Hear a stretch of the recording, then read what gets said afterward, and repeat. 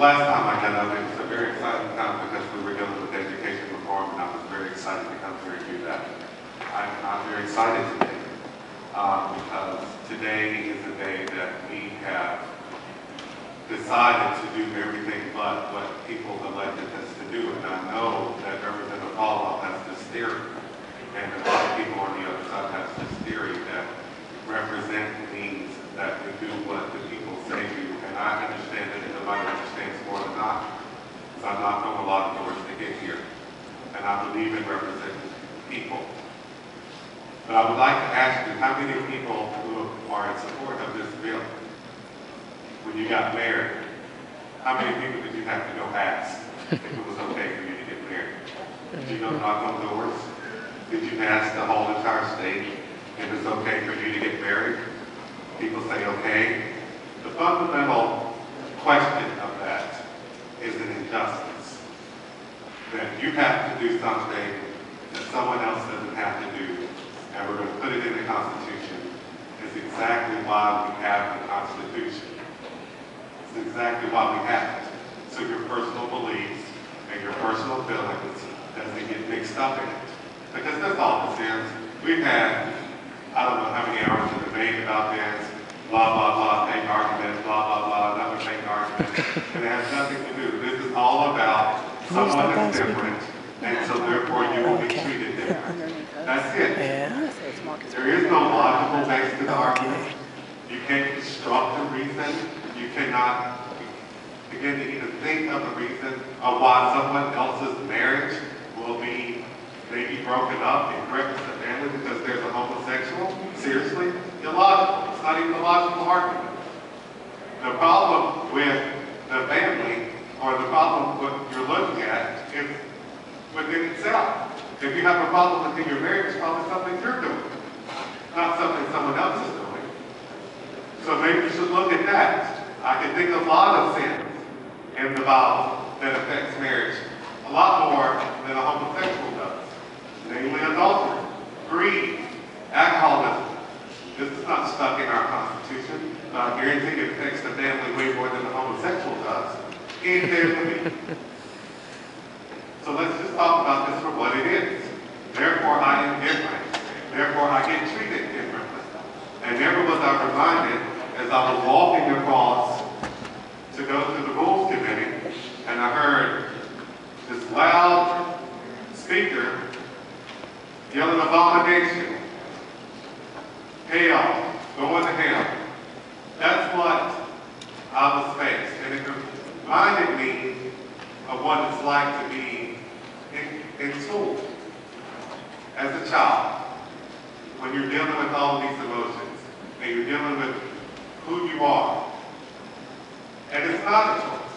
Believe me, it's a choice. I wouldn't choose to do that. That also is not a logical argument.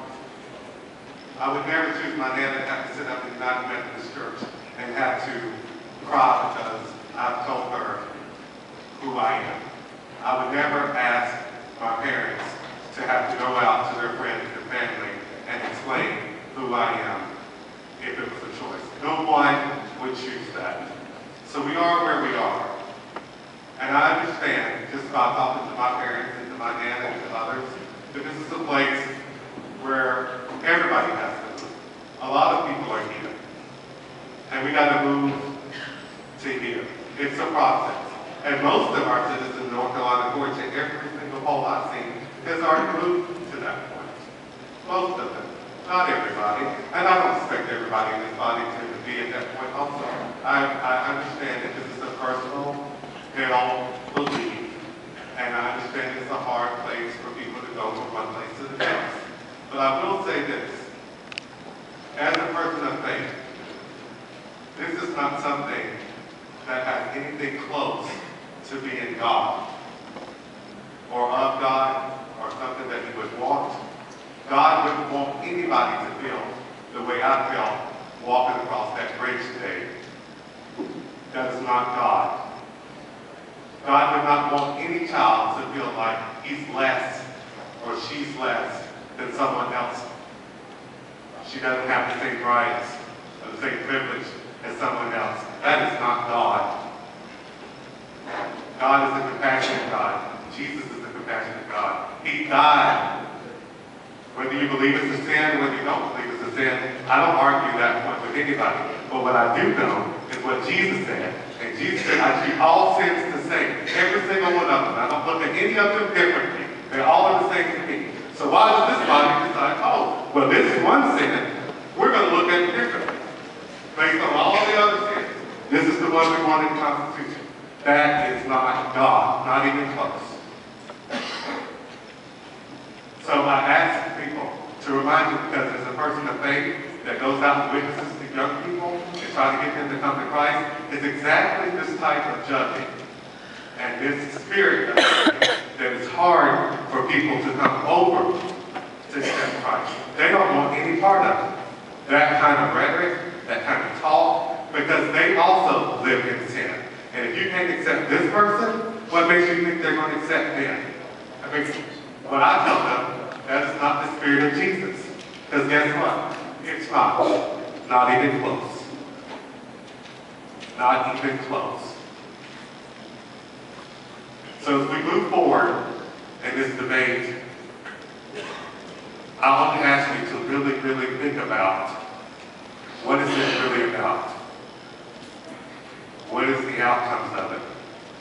What does that little child look like after $10 million of ads that sound just like what I heard out there on the lawn today?